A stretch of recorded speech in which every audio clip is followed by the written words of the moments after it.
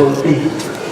Lerava le foloan'ny Luteriana Malagasy, secondo Luteriana Malagasy, miaraka amin'ireo tany manerana ny Madagasikara, ireo pastor.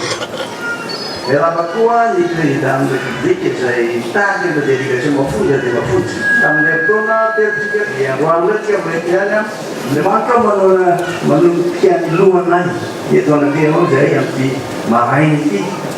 Ary eny aleka ho tonga aminay tokoa lay fiovana amin'ny saina satria zava-dehibe loatra nijerevanay amin'reto voakanao reto.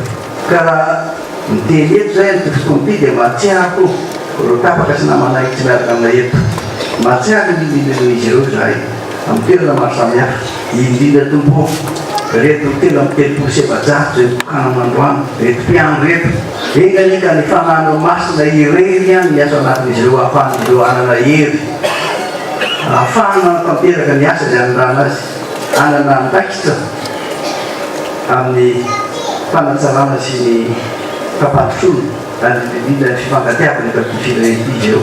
Tahimandrararivo ireo fampiandro teo loko indrindra fireto ray aman-drenay reto, reto pastor ny président ary izay rehetra koa mangataka zany fitahina araka aminao. Raha misy tsy mety tsy mifanaraka tamin'ny fitsaponao nataonay mangataka famelana indrindra aminao zay tokoa satria be ny fitiavanao anay, mihoatra lavitra ny fitiavanay anao. Matoky sy mi zay amin'izany vavaka ataonay ny anaty sakrify zany fa amaly anay anao. Amen.